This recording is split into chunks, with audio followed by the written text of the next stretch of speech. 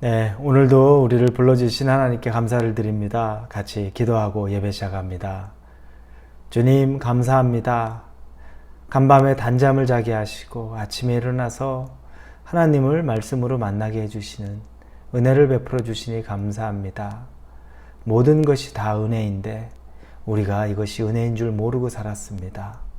이것이 하나님이 우리에게 베풀어 주신 사랑이라는 것을 모르고 살았습니다.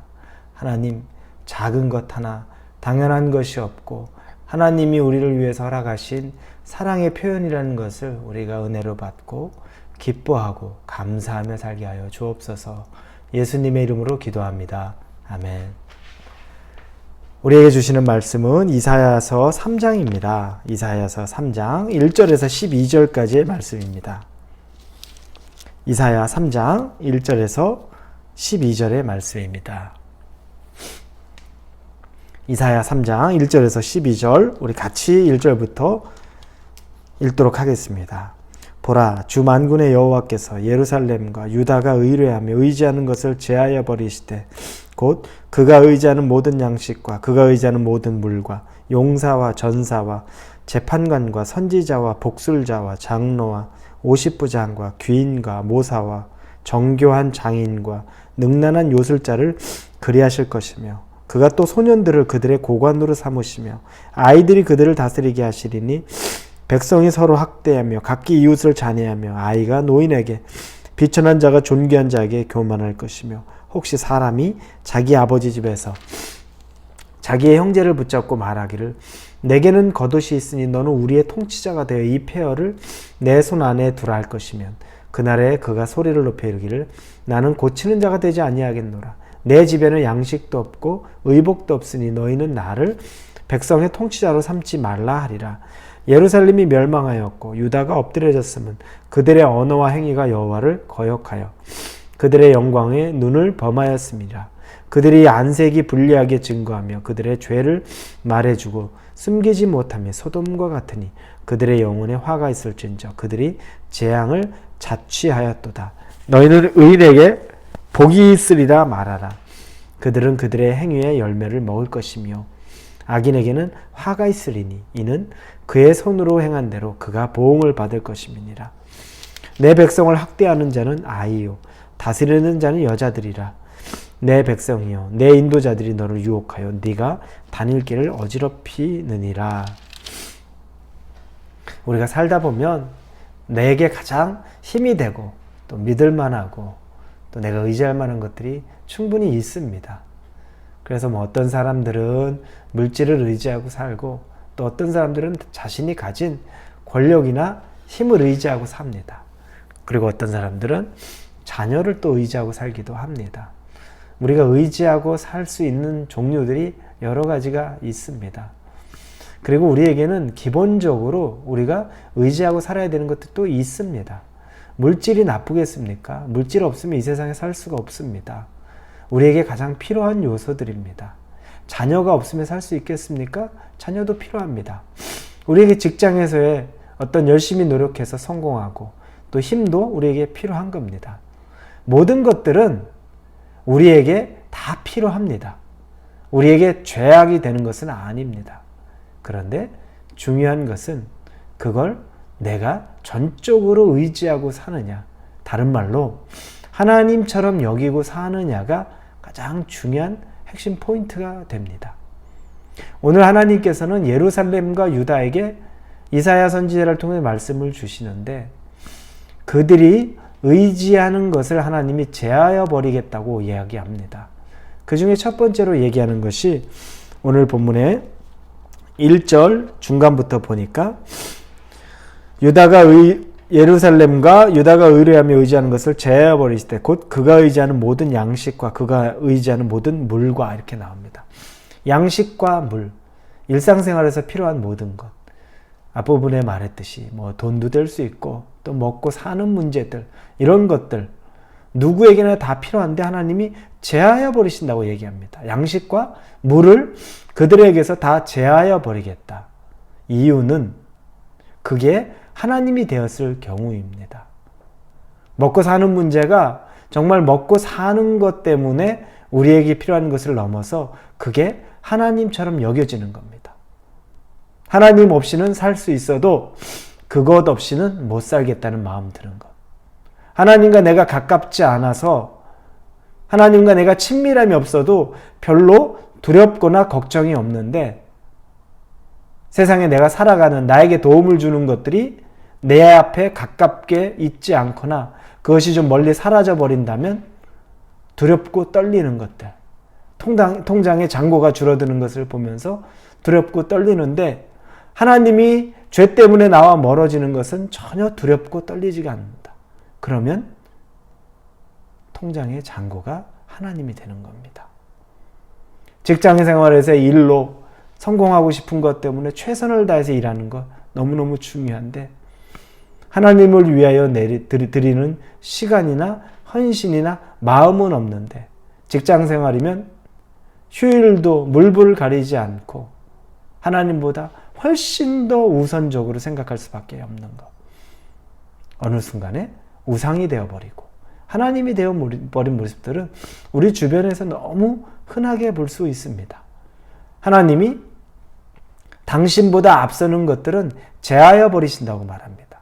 일상의 우리의 삶에서 우리가 점검해 봐야 됩니다. 내가 이것 없으면 불안한데 하나님 없는 것 같아도 불안하지 않은 마음이 드는 것. 우리 안에 다시 잘 점검해 봐야 되는 겁니다. 그리고 두 번째는 2절부터 3절 용사와 전사와 재판관과 선지자와 복술자와 장로와 50부장과 귀인과 모사와 정교한 장인과 능란한 요술자를 그리하실 것이다. 군대 리더십, 또 나에게 조언을 주는 사람들, 나를 인솔해가는 사람들, 주변에 믿을 만한 이런 여러 가지 사람을 비롯한 환경들이라는 거죠. 이것들도 제하여 버린다고 말합니다. 왜냐? 군대를 믿고 있습니다. 하나님을 믿으면 예전에 이스라엘 백성들은 하나님이 그들의 모든 삶을 책임져 주시는 걸 곳곳에서 경험했습니다. 전쟁해보지 않았는데 하나님이 전쟁에 승리하게 만들어 주셨습니다. 어느 순간에 군대가 생기고 군대를 의지하는 마음이 드니까 하나님 말고 군대를 의지하고 처세술을 의지하고 그래서 이 나라와 저 나라에 기웃기웃거리면서 그들의 비율을 맞추고 그 중에서 중립 외교를 하겠다고 줄타기 외교를 하겠다고 하나님을 버리고 살아가는 모습들을 하나님 앞에 죄악이 된 겁니다. 사람이 다스리는 거. 그래서 그 사람이 지켜줄 거라고 믿고 있었던 그 모든 사람들 그들 모두를 제하여 버리겠다고 말합니다. 그리고는 하나님이 4절에 그가 또 소년들을 그들의 고관으로 삼으시며 아이들이 그들을 다스리게 하겠다. 그렇게 의지하는 것이 다 사라지고 오히려 소년들, 어린 아이들이 자기들을 다스리는 참 아이러니한 상황을 하나님이 만들겠다는 겁니다. 누구도 그들을 보호할 수 없고 인도할 수 없다는 것을 하나님이 이야기합니다. 그러나 붙잡고 싶습니다.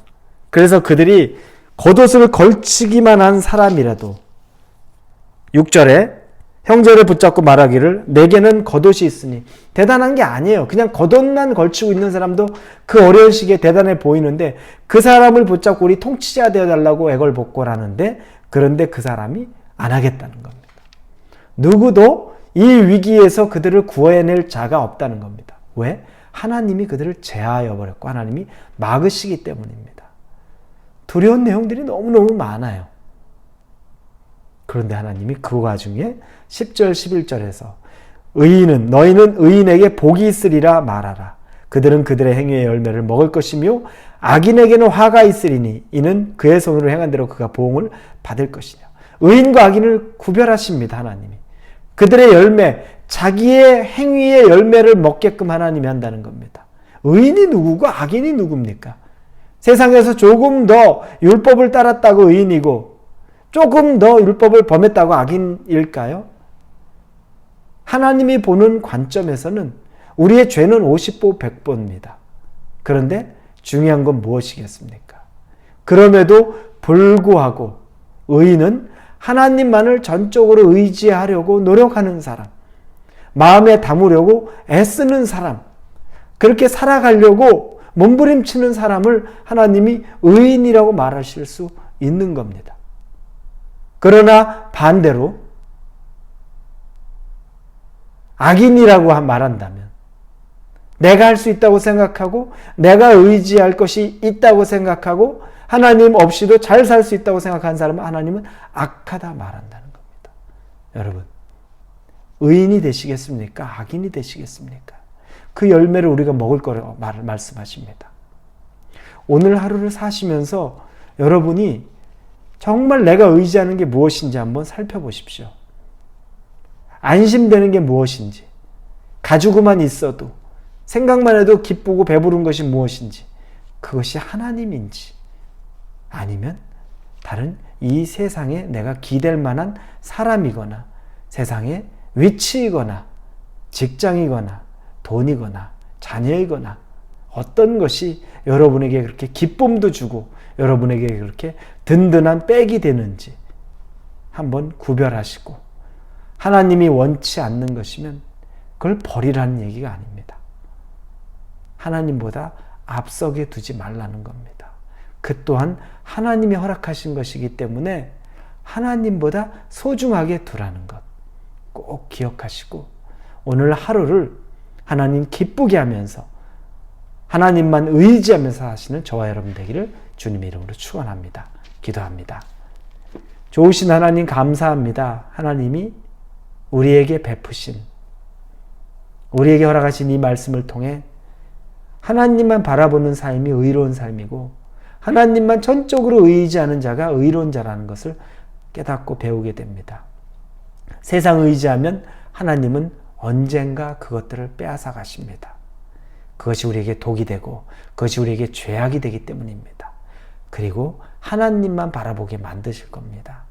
우리가 그 일을 당하기 전에, 그런 우를 범하기 전에, 죄를 범하기 전에 겸손히 하나님만 바라보는 자, 하나님보다 더 앞서서 더 사랑하는 것, 더 귀하게 여기는 것 두지 않는 자 되게 하여 주옵소서.